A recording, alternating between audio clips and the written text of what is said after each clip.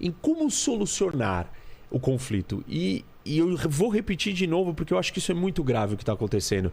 As pessoas não estão prestando atenção que a Ucrânia é uma democracia sendo vítima de uma ofensiva sem razão lógica nenhuma, e nenhuma ameaça, nenhum movimento agressivo de ataque contra a Rússia, de uma guerra massificada da maior potência atômica do mundo.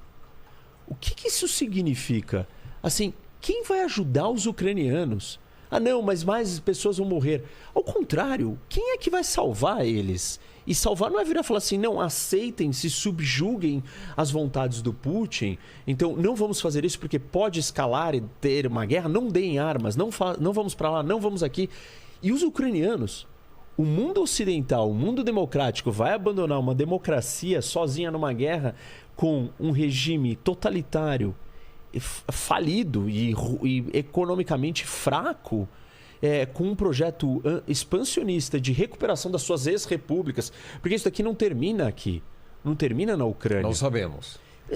Já não foi na Geórgia, já não foi na Crimeia, já não é na Bielorrússia, já mandou tropas aqui. Estão defendendo o Putin, não vou, tá? mas assim, não temos certeza, vamos dizer. Já teve invasão na Geórgia. Claro. Pronto. Já capturou a Crimeia e a guerra do leste da Ucrânia separatista, financiada, participando da Rússia. A presença e o domínio indireto na Bielorrússia.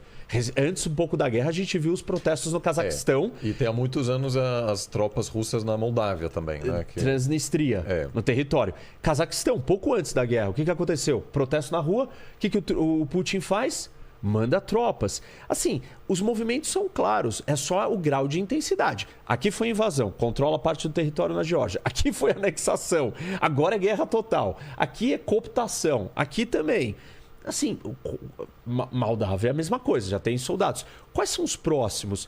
Tá óbvio e tá claro que nós estamos num jogo de tit for tat, né? Tipo, você faz algo, eu respondo na mesma moeda. Escalatório. E o Ocidente e a Europa não conseguiram criar um custo alto o suficiente para ele entender que não vale a pena continuar. E quem está sofrendo, a ideia não é, os ucranianos vão sofrer mais. Os ucranianos estão morrendo nesse momento por causa do projeto do Putin. E o mundo ocidental está pensando assim, não, mas será que se a gente entrar, o nosso caminhão vai... Desculpa, assim, o próximo da lista, a gente não sabe quem é. A guerra do Iraque tem algum paralelo com essa guerra? Ela ensinou alguma coisa? Dá para prever alguma coisa baseada na guerra do Iraque? Em termos de violação do direito internacional, tem. Então. Quer dizer, ambas foram violações flagrantes do direito internacional dentro dos parâmetros que a gente estabeleceu pós-45. Quer dizer, a Segunda Guerra Mundial acabou, a Carta da ONU foi aprovada e lá se lê: o uso da força só é permitido em caso de legítima defesa coletiva ou individual. Ou seja, um país só pode usar força se ele for agredido por outro. Né? O que é um paradoxo, obviamente, mas é assim que o direito internacional deveria operar. No caso da guerra do Iraque, eu estou falando da Segunda Guerra do Iraque, Sim. aquela de 2003. Quando os americanos invadem, eles fizeram um teatro enorme na ONU para tentar justificar aquela guerra a partir de uma suposta passagem de armas de destruição em massa do Iraque para o Bin Laden. Um argumento que se mostrou falacioso, né? Não tinha sustentação, mas aquilo pelo menos motivou os americanos a chegarem na ONU e fazerem um discurso dizendo, olha, a gente está fazendo isso porque o Iraque representa uma ameaça à segurança norte-americana. Ainda que fosse um exagero, ainda que fosse uma violação, ainda assim. É porque no caso do Putin, o que choca é que, afora o texto que ele escreveu dizendo que Ucrânia e Rússia são a mesma coisa, e uma reclamação genérica sobre uma expansão da OTAN ameaçando a Rússia, o que faz até sentido do ponto de vista geopolítico, mas você não pode usar isso para justificar nenhum tipo de ação armada. O Putin fez isso à luz do dia, né? À luz do dia, do nada, um dia a gente acordou de madrugada com bombardeios no país inteiro do outro, né? Então acho que tem um problema aí, uma violação que é flagrante. O que a gente aprendeu no caso do Iraque? Que a ONU não vai conseguir segurar a onda. Ela não tem estrutura, ela não tem dente, digamos, para segurar a onda, né, de um conflito armado como esse. E no caso do Iraque, acho que a grande diferença, quer dizer, tem a semelhança da violação, mas a grande diferença é que o Iraque está fora desse eixo globalizado, integrado, muito próximo da Europa, que a Ucrânia representa. Ou seja, no caso do Iraque, a guerra ficou ali. Né? Eu diria ter um ponto mais importante. O Iraque é uma ditadura. A Ucrânia é uma democracia. Então, E isso é muito dentro das relações internacionais, você sabe. Isso é muito não sério. sei. Democracias não entram em guerra com outras democracias. Mas aí uma teoria. Mas Essa é a teoria. A soberania iraquiana foi violada. Ok, ela isso foi violado. Ela não é, Foi violado. ela não é qualificada. Assim, obviamente, não era um regime democrático. Não, estamos falando das diferenças. Sim, dos dois houve. casos. Eu concordo que a soberania foi violada, não foi autorizada pela ONU, não havia um caso patente de ameaça. Mas uma das distinções não era uma democracia. E aqui é. Então, mas eu acho que a questão é um pouco diferente, que é a seguinte. Deixa eu só olhar por um outro ângulo, provocando em cima dessa questão da democracia. Eu entendo que é possível ler os problemas do mundo a partir dessa dicotomia democracia e ditadura. A Rússia é um país autoritário, eu não chamaria de totalitário, mas é um país certamente autoritário, em que as pessoas falam a palavra guerra e são presas hoje.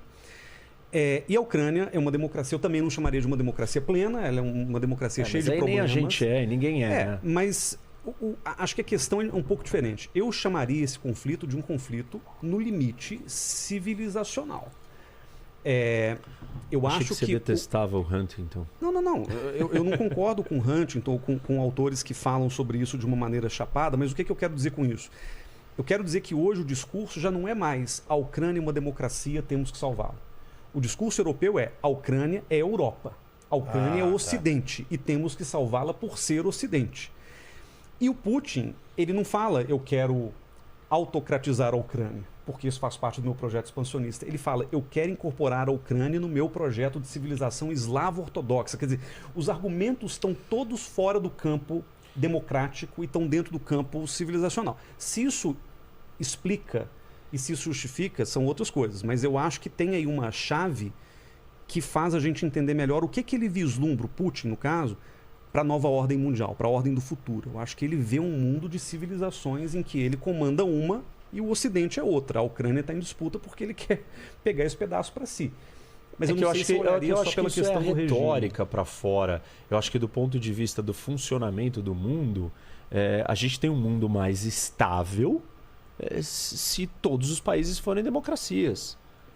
E essa é a lógica da paz democrática. Assim, bom, por um lado, sim, obviamente você tem um envolvimento maior de grupos que vão se opor a uma ação armada, etc. Mas, por exemplo, a China, ela vai querer reconquistar um espaço que ela nunca teve. Mas ela não é uma democracia. Sim, mas eu acho que se ela fosse democrática, ela poderia ser muito mais agressiva.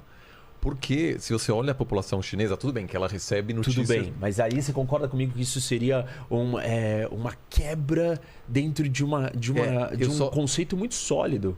Mas eu só acho que... eu acho que esse pressupõe que poderia haver algum equilíbrio. Vamos supor que todos os países são democracias, que todos de alguma maneira ou outra aceitam seu lugar no mundo, né, porque ninguém mais quer, entre aspas, fazer o seu país grande de novo. Que o Putin está querendo fazer isso, né? Ele quer voltar a um passado glorioso. A Rússia deixou de ser superpotência e a gente já conversou sobre isso. Eu acho que a gente também subestima o grau de trauma que não foi processado tanto ao nível da sociedade, mas também pessoal do Putin, né? Ele esteve na Alemanha Oriental quando o muro caiu, que foi um primeiro passo para a desintegração da União Soviética. Ele está realmente obcecado com fazer a Rússia grande de novo. Agora, eu acho que isso pressupõe que, supondo que todos os países são democráticos, que a China não gostaria de liderar o mundo e simplesmente discorda do lugar privilegiado que os Estados Unidos possuem no sistema internacional. Eu acho que eles queriam fazer... Assim, eles iam tentar desafiar o privilégio americano. E, de novo, eu não estou defendendo aqui a China. Não, entendi. Mas aí eu acho que haveria tensão de qualquer jeito. Oliver. A implicação disso é simplesmente a gente jogar no lixo a teoria da paz democrática. Ou seja, que democracias não entram em guerra com democracias. Mas pode ser experimento que a gente, assim... A China está muito longe de ser democrática. Mas uma maneira de ler... Só uma coisa, eu estou tentando entender esse debate.